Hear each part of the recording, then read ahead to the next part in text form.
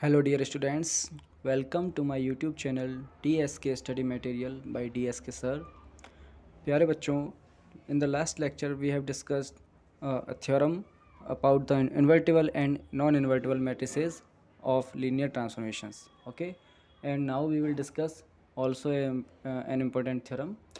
और ये थ्योरम हमारे लिए इसमें सिल्वेस्टर्स लॉ ऑफ नलिटी वो भी हमारे यूज़ होगा। Sylvester's law of rank and nullity हमारा क्या था कि dimension of vector space equal to nullity of T plus rank of T. तो इस थ्योरम का भी यूज़ होगा। सो देखिए ये थ्योरम हमारी क्या कहती है, स्टेटमेंट देखिए इसका। Let capital A be a square matrix of order N over a field capital F. Okay, एक हमारे पास कैपिटल ए स्क्वायर मैट्रिक्स है और ऑर्डर एन की है, यानी एन क्रॉस एन की है, over a field capital F. Then capital A is invertible if and only if rank of A equal to N और nullity of A equal to zero. अब हालांकि statement में कहीं पे भी लीनियर ट्रांसफॉर्मेशन शो नहीं किया गया है, बट हालांकि जो हमारी सीरीज़ चल रही है अभी वीडियो लेक्चर्स की, तो मैंने लास्ट लेक्चर में भी लीनियर ट्रांसफॉर्मेशन से रिलेटेड ही वीडियो बनाई थी, तो ये थ्योरम भी हमारी लीनियर ट्रांसफॉर्मेशन से ही रिलेटेड है। तो इसलिए यहाँ पर जो मैट्रिक्स होगी वो लीनियर ट्रांसफॉर्मेशंस की जो मैट्रिक्स होती है बेसिस के रेस्पेक्ट में वो है। तो हमें इसमें प्रूफ क्या करना है कि कोई भी स्क्वायर मैट्रिक्स इन्वर्टिबल कब होगी, जब उसकी रैंक एन के इक्वल हो या फिर उसकी नलिटी ज़ीरो के इक्वल हो। तो प्रूव करते हैं, if and only if conditions हैं। नेसेसरी पार्ट में हम सबसे पहले ले लेंगे let capital A is invertible matrix. Okay, where capital A belongs to capital F N. Capital F N का मतलब क्या है, यहाँ पर एन क्रॉस एन की जितनी भी मैट्रिक्स होती हैं उनके ग्रुप में से हमने एक मैट्रिक्स ले ली कैपिटल ए। अब यदि कैपिटल ए इन्वर्टिबल है, इसका मतलब there exist some matrix capital B belongs to F N such that A B equal to I equal to B A.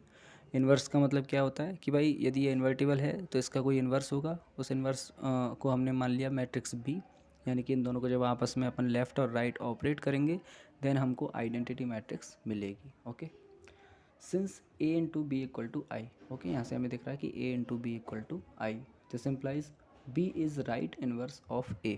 Clear है, यहाँ से हमने बी को कैपिटल ए पे राइट हैंड साइड में अप्लाई किया है।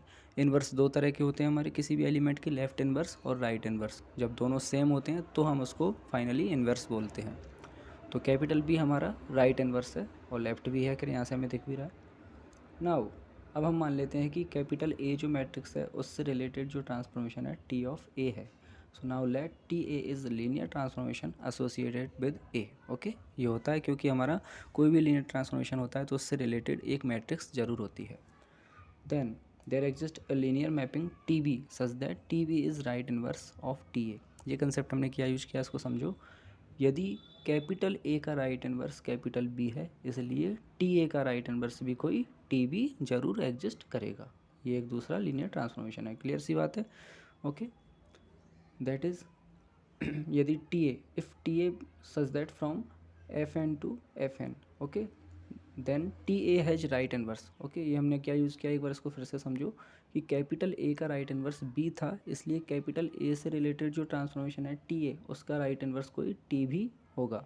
ओके, ये टी भी होगा। और टी ए हमें पता है कि एक लीनियर ट्रांसफॉर्मेशन है, कहाँ से कहाँ पे, एफ एन से एफ एन में।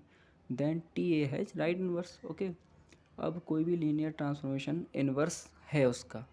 ओके, टी ए का क्या है, कोई भी इन्वर्स है, इसका मतलब वो इन्वर्टिबल है। यही तो बोलेंगे भाई, किसी भी चीज़ का यदि इन्वर्स एग्जिस्ट करता है तो हम उसको इन्वर्टिबल बोलते हैं।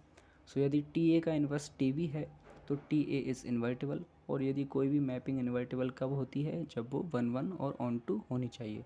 This implies T A should be 1 1 and onto. Okay, 1 1 onto होगी। दूसरी चीज़ आप यहाँ पर ये देख सकते हो, यदि ये 1 1 ऑन टू है और दूसरा हमारा डोमेन और कोडोमेन दोनों ही इक्वल यानी सेम है। ओके, डोमेन और कोडोमेन की जो डायमेंशन है वो सेम है, ये भी एन डायमेंशन का है और कोडोमेन भी एन डायमेंशन का है। और यदि सेम डायमेंशंस के डोमेन और कोडोमेन हो और 1 1 ऑन टू फंक्शन हो, इसका मतलब ये कंसेप्ट हमारा होता है कि उस लीनियर ट्रांसफॉर्मेशन की जो रैंक होगी वो उनके डायमेंशन के ही इक्वल होगी। Okay, so rank of T A कितनी आ जाएगी यहाँ पर, N. This implies rank of A equal to N. ये थ्योरम हमने पहले भी पढ़ी थी कि लीनियर ट्रांसफॉर्मेशन की जो रैंक होती है वो उससे एसोसिएटेड मैट्रिक्स की रैंक के ही इक्वल होती है, यानी कि जो रैंक आपकी लीनियर ट्रांसफॉर्मेशन टी ए की होगी वही रैंक मैट्रिक्स ए की होगी। सो यहाँ से हमें ये प्रूफ हो गया कि rank of A equal to N. Okay, तो हमने यहाँ पर क्या प्रूफ किया है कि कैपिटल ए को इन्वर्टिबल मान के चले तो हमने प्रूफ कर दिया कि rank of A equal to N, और यही हमें प्रूफ करना था। और करके यहाँ पे लग रहा है nullity of A equal to zero, तो ये आप सिल्वेस्टर्स लॉ इसमें लगा सकते हो, तो ये रिजल्ट भी साथ में ही आ जाएगा। So what by Sylvester's law of rank nullity dimension of vector space. तो वेक्टर स्पेस क्या है हमारे पास यहाँ पर, F N. Dimension of F N equal to rank of T A plus nullity of T A. Okay, ये theorem हमारी जो है कि लीनियर ट्रांसफॉर्मेशंस के लिए होती है, ना कि मैट्रिक्स के लिए। तो फिलहाल हम इसको टी ए के लिए ही लगाएंगे, फिर इससे जो रिजल्ट आएगा उसको हम कैपिटल ए पर भी अप्लाई कर देंगे। So dimension of vector space F N equal to rank of T A plus nullity of T A. Dimension हमें पता है इसकी कितनी है, N, equal to rank of T A हमारा कितना आया था यहाँ से, N, plus nullity of T A, ये हमें फाइंड करना है। तो यहाँ से नलिटी ऑफ टी ए कितना आ गया, ज़ीरो, और जितनी नलिटी टी ए की होगी उतनी ही नलिटी हमारी कैपिटल ए की भी होगी। इसलिए हमें ये प्रूफ हो गया कि कैपिटल ए की रैंक जो है वो एन के इक्वल होगी या फिर नलिटी ज़ीरो के इक्वल होगी। So this implies when capital A is invertible then rank of A equal to N और nullity of A equal to zero. ये हमारा नेसेसरी पार्ट यहाँ पर प्रूफ हो जाता है। कन्वर्स पार्ट में हम क्या करेंगे, रैंक ऑफ ए को एन लेके चलेंगे या फिर नलिटी ऑफ ए को ज़ीरो लेके चलेंगे और प्रूफ कर देंगे कि कैपिटल ए है वो इन्वर्टिबल होगा। सो देखिए, conversely let rank of A equal to N. अब यदि रैंक ऑफ ए एन है तो हमें पता है कि जितनी रैंक मैट्रिक्स की होती है उतनी ही रैंक उससे रिलेटेड ट्रांसफॉर्मेशन की भी होती है। सो रैंक ऑफ टी ए ये भी कितनी हो जाएगी, स्मॉल एन। टी ए हमें पता है कि एक लीनियर ट्रांसफॉर्मेशन है एफ एन से एफ एन के बीच में। ये कैपिटल एफ एन क्या है, मैट्रिक्स का सेट। ओके, इनके बीच में ये लीनियर ट्रांसफॉर्मेशन है। देन यदि रैंक ऑफ टी ए कितनी है, एन, तो हमें पता है कि किसी भी लीनियर ट्रांसफॉर्मेशन की रैंक यदि उसके डोमेन और कोडोमेन के बराबर ही आ रही है, इक्वल आ रही है, देन हम यहाँ से कह सकते हैं कि वो जो फंक्शन होगा वो 1 1 ऑन टू ज़रूर होगा। So then it is clear that T A is 1 1 and onto. और यदि कोई मैपिंग 1 1 और ऑन टू है तो वो इन्वर्टिबल होती है। तो this implies T A is invertible. Okay, अब ये इन्वर्टिबल है, इसका मतलब कोई एक लीनियर ट्रांसफॉर्मेशन ऐसा एग्जिस्ट करेगा जो इसका इन्वर्स होगा, और इन दोनों को ऑपरेट करें तो हमें आइडेंटिटी मैपिंग मिल जाएगी। So let T V is inverse of T A. Okay, T V यानी कि कोई दूसरी मैट्रिक्स है बी जिससे रिलेटेड में ट्रांसफॉर्मेशन होगा T B. So T A का इन्वर्स टी बी है तो हम कह सकते हैं कि ए का इन्वर्स क्या होगा, B. So this implies then there exist B belongs to F N. एक ऐसी मैट्रिक्स होगी हमारे पास एन क्रॉस एन की such that B is inverse of A. Okay, और ए का इन्वर्स यदि बी है तो हम कह सकते हैं कि ए इज़ इन्वर्टिबल। सो इस थ्योरम में हमने क्या देखा कि कोई भी लीनियर ट्रांसफॉर्मेशन है टी और उससे रिलेटेड कोई मैट्रिक्स है, square matrix N cross N की कैपिटल ए, तो कैपिटल ए यदि हमारी इन्वर्टिबल है तो वो उसकी रैंक एन के इक्वल होगी या फिर नलिटी ज़ीरो के इक्वल होगी, और if and only if condition है, इसका अपोजिट भी सही है। इसी तरह से नेक्स्ट थ्योरम और देखते हैं हम, इसमें लीनियर ट्रांसफॉर्मेशन से ही रिलेटेड है ये भी, और दोनों ही थ्योरम सिंपल हैं बट इम्पोर्टेंट हैं, रिजल्ट्स इनके हमें याद रखने हैं। देखिए इस थ्योरम को देखते हैं। Let F N cross N be the ring of all N cross N matrices. Okay, तो फिलहाल जैसे हम जनरली सेट लेते हैं, ग्रुप लेते हैं, वेक्टर स्पेस लेते हैं, तो हमारे पास वेक्टर स्पेस की जगह यहाँ पर रिंग दे दिया है, तो रिंग से हमें कंफ्यूज नहीं होना है, रिंग भी एक ग्रुप होती है। ओके, एक सेट ही होता है रिंग भी, सो इसलिए हमें इससे ज़्यादा कंफ्यूज नहीं होना है। यानी कि कैप कुल मिलाकर हमारे पास एक सेट है capital F N cross N, जिसमें क्या है, एन क्रॉस एन की मैट्रिक्स हैं फील्ड एफ पर, and capital A belongs to F N cross N. इसमें से हमने एक मैट्रिक्स ले ली capital A. Then the following statements are equivalents. Okay, और इसमें पहला स्टेटमेंट क्या है, A has a left inverse in F N cross N. Second statement है nullity of A equal to zero. सबसे पहले मैं आपको इसका मतलब समझाता हूँ, मीनिंग कि कभी भी आपको किसी थ्योरम में ऐसा दिखे कि फॉलोइंग स्टेटमेंट्स आर इक्विवेलेंट, तो इक्विवेलेंट्स का यहाँ पर मतलब जो निकलता है वो ये निकलता है कि हमें उसमें जो स्टेटमेंट्स दिए गए होते हैं उनमें हमें एक एक करके स्टेटमेंट लेना होता है और उससे जस्ट अगले वाले स्टेटमेंट को प्रूव करना होता है। फिर जो प्रूफ हो गया उसको लेके फिर अगले वाले स्टेटमेंट को प्रूफ करेंगे। मतलब एक एक स्टेटमेंट की हेल्प से नेक्स्ट स्टेटमेंट को हम प्रूफ करते जाते हैं। इसको हम बोलते हैं इक्विवेलेंट। ओके, या फिर दूसरा मीनिंग हम ये भी बोल सकते हैं कि जितने भी रिजल्ट्स उसमें मतलब स्टेटमेंट्स आपको दिए गए हैं वो आपस में एक दूसरे से रिलेटेड हैं, यानी कि कोई भी आप एक स्टेटमेंट लो तो सारे रिजल्ट्स प्रूफ हो जाएंगे। ओके, तो ये होता है स्टेटमेंट इक्विवेलेंट का मतलब। तो इसमें हमें ये देखो 3-4 स्टेटमेंट दिए गए हैं। पहला क्या है कि कैपिटल ए का कोई लेफ्ट इन्वर्स होगा। दूसरा स्टेटमेंट क्या है कि कैपिटल ए की नलिटी क्या होगी, ज़ीरो। जैसा कि हमने अभी पिछली थ्योरम में देखा था इसमें कि इसमें जो नलिटी आई थी वो कितनी आई थी, ज़ीरो। ओके, और यदि नलिटी ज़ीरो होती है तो रैंक कितनी होती है, एन। और देखिए इसमें तीसरा स्टेटमेंट क्या है कि रैंक उसकी एन है। तो हमने अभी अभी ये प्रूफ किया है, तो ये जल्दी हो जाएगी ये थ्योरम। अगला स्टेटमेंट है A has a right inverse in F N cross N. तो ये क्या कह रहा है कि ए का कोई राइट इन्वर्स भी होना चाहिए। और लास्ट स्टेटमेंट क्या है, A has two sides inverse in F N cross N. Two sides का मतलब क्या है, लेफ्ट साइड और राइट साइड, यानी कि लेफ्ट और राइट दोनों इन्वर्सेस के एग्जिस्ट करेंगे। और दोनों एग्जिस्ट करेंगे तो हम क्या बोल सकते हैं उसको, उसका इन्वर्स एग्जिस्ट होगा, यानी कि वो इन्वर्टिबल होगी।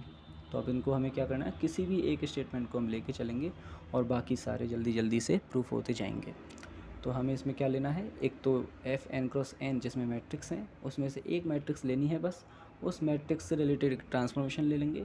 और सबसे पहले पॉइंट जो भी है किसी भी एक पॉइंट को आप ले लो, उसके हिसाब से हम इसको प्रूफ करेंगे। सो देखिए प्रूफ इसका, proof let capital F be a field. Okay, सबसे पहले हमने एक फील्ड ले लिया है और उस फील्ड पर हमने एन क्रॉस एन की जो है एक रिंग ले ली जिसमें एन क्रॉस एन की मैट्रिक्स हैं। क्लियर है, इनमें से एक मैट्रिक्स हमने उठा ली capital A. So let capital A belongs to F N cross N, this implies capital A is N cross N matrix. Clear है, यदि हमने उसको capital F N cross N से लिया है इसका मतलब इसमें क्या है, मैट्रिक्स है। तो इस मैट्रिक्स में से हमने एक एलिमेंट ले लिया, वो खुद भी एक एन क्रॉस एन की मैट्रिक्स होगा। अब इससे रिलेटेड हमने एक ट्रांसफॉर्मेशन ले लिया, let T A from F N cross N to F N cross N be linear mapping associated with ए।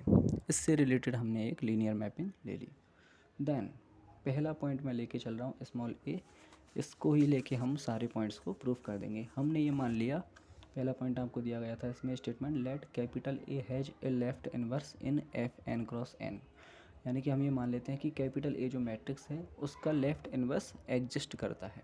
तो और यदि लेफ़्ट इन्वर्स एग्जिस्ट करता है इसका मतलब there exist some matrix B, कोई ऐसी एक मैट्रिक्स होगी सच दैट इसको हम लेफ़्ट में अप्लाई करेंगे तो क्या मिलेगा, आइडेंटिटी। ओके, लेफ़्ट इन्वर्स का मतलब क्या होता है कि इस एलिमेंट को हम उस मैट्रिक्स के लेफ़्ट में अप्लाई करें तो हमारे पास क्या मिल जाएगा, आइडेंटिटी मैट्रिक्स। ओके, अब since A has left inverse, okay, यदि ए का लेफ़्ट इन्वर्स एग्जिस्ट करता है इसका मतलब इससे रिलेटेड जो ट्रांसफॉर्मेशन है उसका भी लेफ़्ट इन्वर्स एग्जिस्ट करेगा।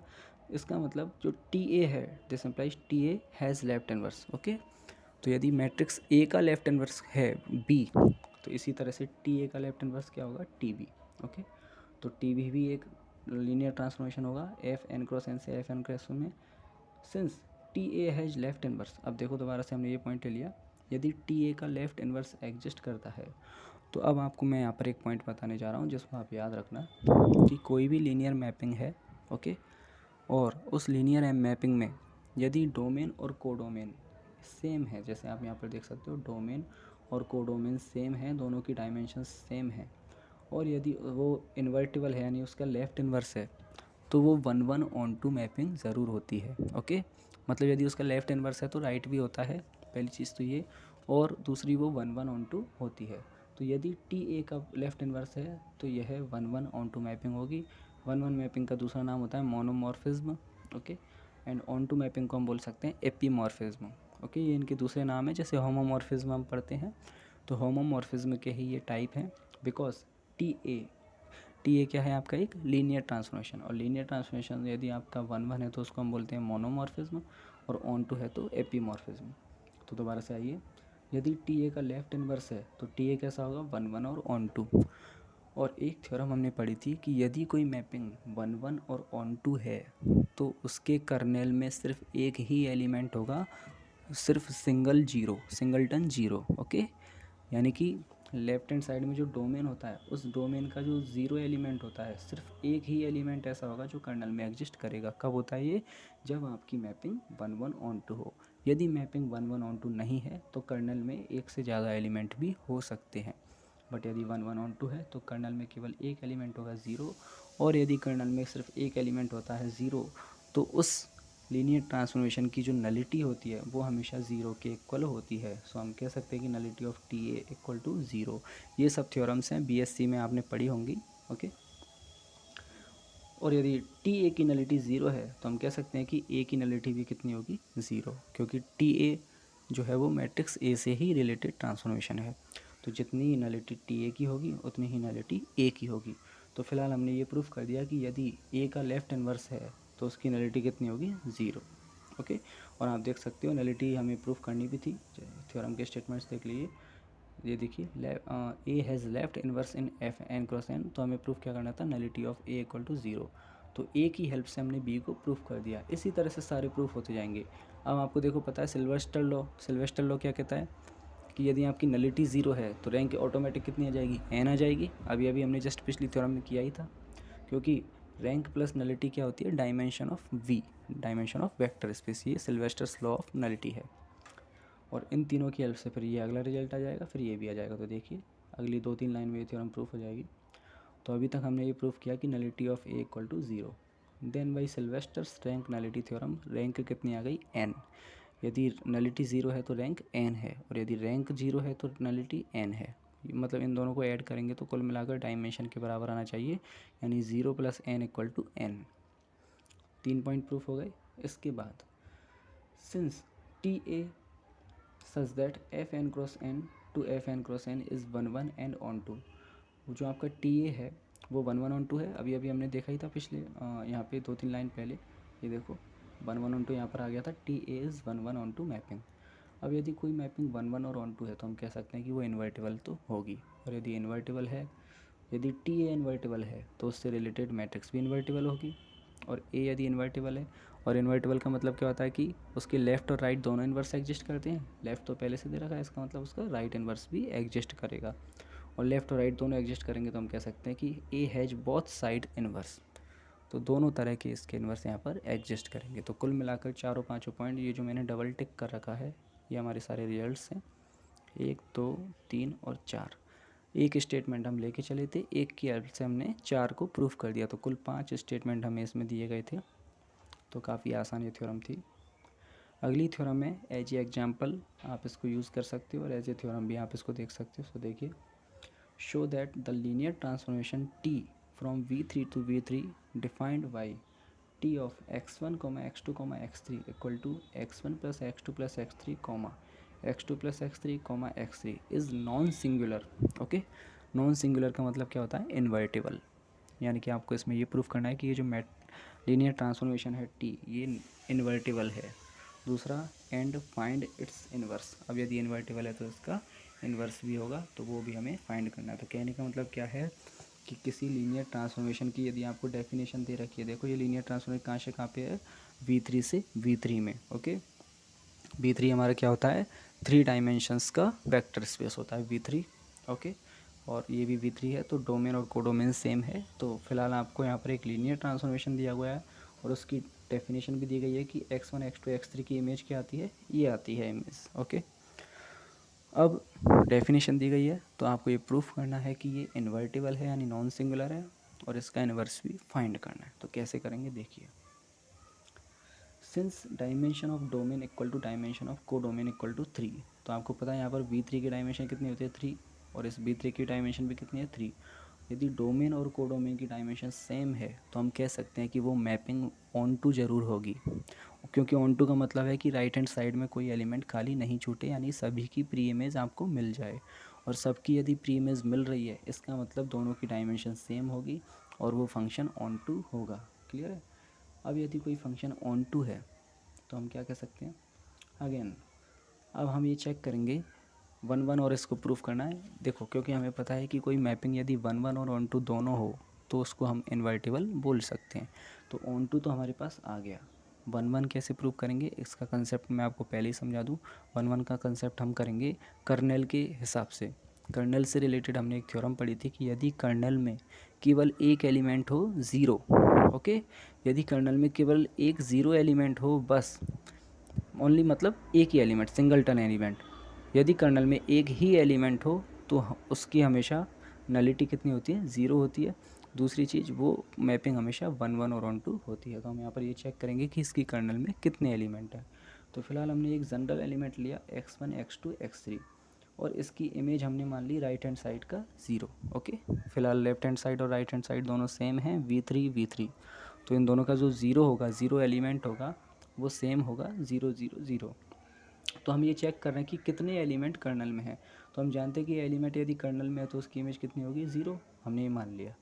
और T of x1 x2 x3 ये हमें दे रखा है, तो x1 plus x2 plus x3 comma x2 plus x3 comma x3 equal to 0 0 0। इन तीनों से तीन इक्वेशंस आएंगी, इनको सॉल्व करेंगे तो फाइनल आंसर आएगा आपके पास x1 equal to x2 equal to x3 equal to 0। यानी कि जो आप एलिमेंट लेके चले कि यदि किसी एलिमेंट की इमेज ज़ीरो है तो उसका आंसर क्या आ गया आपके पास कि वो तीनों उसके कंपोनेंट क्या हैं, ज़ीरो आएंगे। यानी कि एलिमेंट क्या आ गया, 0 0 0। और ये तो खुद आइडेंटिटी है, एलिमेंट ही है, ये तो खुद ज़ीरो वेक्टर है। इसका मतलब यदि आप कोई भी एलिमेंट ऐसा लेके चले कि जिसकी इमेज ज़ीरो आए, वो तो खुद ज़ीरो वेक्टर ही आ गया। इसका मतलब कर्नल में कितने एलिमेंट हैं, सिर्फ एक ही एलिमेंट है, 0 0 0, सिर्फ एक सिंगलटन एलिमेंट है, ओके। ट्रिपलेट है ये, 0 0 0 ट्रिपलेट, ओके। तो कर्नल में एक ही एलिमेंट है और कर्नल में यदि एक ही एलिमेंट है तो इसकी जो है लीनियर मैपिंग होगी वो क्या होगी, 1 1 ऑन टू होगी। सो ऑन टू तो पहले से ही है, 1 1 हो जाएगी। सो दिस इम्प्लाइज टी इज़ 1 1। ये थ्योरम बीएससी में है, ओके। बीएससी में क्या थ्योरम है ये कि if kernel equal to singleton 0 then mapping is 1 1। If and only if condition होती है। सो ये 1 1 आ गया, 1 1 और ऑन टू पहले से ही है, तो 1 1 ऑन टू आ गया दोनों। दिस इम्प्लाइज एक ही एलिमेंट है इसमें, तो नलिटी कितनी होगी, nullity of T equal to, ये सिंगलटन 0 यानी कि 0 के इक्वल होगी, जिसको आप सिग्मा टी भी बोलते हो। So since T is 1 1 and onto, okay, this implies T is invertible. तो कोई भी मैपिंग यदि 1 1 ऑन टू है तो वो इन्वर्टिबल भी होगी। अब इन्वर्टिबल तो प्रूफ हो गया, यानी कि नॉन सिंगुलर होगी। अगला आपको इसको इन्वर्स भी प्रूफ करना है। इसका इन्वर्स चेक करेंगे कैसे, हम मान लेते हैं कि late x1 x2 x3 equal to y1 y2 plus y3। तो हमने ये मान लिया कि इसकी जो इमेज है वो y1 y2 y3 है। अब इन्वर्स ज्ञात करने के लिए क्या करेंगे, देखो इस t को आप एक तरह से f मान कर चलो, okay. F X equal to Y, तो x equal to F inverse Y, ये कंसेप्ट हम लगाएंगे। तो यहाँ से x की वैल्यू हमें निकालनी है, x equal to F inverse Y, और जो एफ इनवर्स वाई होगा वो ही एफ इनवर्स होगा। क्लियर है। सो देखिए यहाँ से x, ये इसकी इमेज आपको पता है, डेफिनेशन में दे रखी है, x1 plus x2 plus x3 comma x2 plus x3 comma x3 equal to right hand side as it is y1 y2 y3। इन दोनों को सॉल्व करेंगे, यहाँ से तीन तीन इक्वेशन बनेंगी। एक इक्वेशन तो ये बनेगी x1 plus x2 plus x3 equal to y1, x2 plus x3 equal to y2, और अगली बनेगी x3 इक्वल टू y3। तो हमें यहाँ से इनकी वैल्यूज़ निकालनी है। तो x3 की वैल्यू तो आ गई y3 के इक्वल, x, और दूसरी इक्वेशन से सॉल्व करेंगे तो x2 की वैल्यू आएगी y2 माइनस y3 के इक्वल, और तीसरी इक्वेशन को सॉल्व करेंगे तो आएगी x1 की वैल्यू y1 माइनस y2। तो कुल मिलाकर इधर देखिए दोबारा से, T of x1 x2 x3 हमने माना था y1 y2 y3, यहाँ से x1 x2 x3 आ गया टी इनवर्स, ओके, टी इधर आ जाएगा, T inverse y1 y2 y3, और x1 x2 x3 की वैल्यू हमने अभी अभी निकाली है। So this implies T inverse y1 y2 y3 equal to x1 x2 x3, और x1 x2 x3 की वैल्यू हमने यहाँ पर पुट कर दी। इसका मतलब T inverse y1 y2 y3 equal to this element for all y1 y2 y3 belongs to v3, okay. तो हमेशा इन्वर्स हम निकालते हैं वो हमेशा कोडोमेन के एलिमेंट से निकालते हैं, ये तो आपको क्लियर होना चाहिए, क्योंकि यदि यहाँ पर कोई डोमेन में कोई एलिमेंट है तो उसकी इधर इमेज आएगी कोडोमेन में, और कोडोमेन के एलिमेंट की प्री इमेज आएगी डोमेन में। तो जो प्री इमेज होती है वही क्या होती है, इन्वर्स एलिमेंट होता है। तो इसका मतलब राइट हैंड साइड में आपने क्या लिया था y1 y2 y3, उसकी जो प्री इमेज होगी वो होगी T inverse y1 y2 y3, यानी कि उसकी जो आंसर क्या आएगा आपका, ये जो आंसर आया है यही आपका इस फंक्शन का, इस मैपिंग का क्या होगा, inverse. So this is inverse of T, okay. यानी कि राइट हैंड साइड की किसी भी एलिमेंट y1 y2 y3 के लिए उसका इन्वर्स क्या आएगा, y1 minus y2 y2 minus y3 y3। सो इस तरह से ये लीनियर मैपिंग थी और लीनियर ट्रांसफॉर्मेशन से रिलेटेड मैट्रिक्स थी। इनकी हमने एक थ्योरम जो है पिछले लेक्चर में पढ़ी थी, जिसमें आपने इन्वर्टिबल और नॉन इन्वर्टिबल देखा था, और ये जो दो थ्योरम्स हैं इनमें भी हमने इन्वर्टिबल और रैंक नलिटी के बारे में देखा, और ये इन्वर्स निकालने का तरीका आपने लास्ट थ्योरम में भी देख लिया है। तो ये तीनों काफ़ी इंपॉर्टेंट है। ओके, बाकी अगले लेक्चर के लिए हम आगे जो है वीडियो बनाएंगे इसमें, और आप लोग इसमें अपडेटेड रहिए। Thank you so much.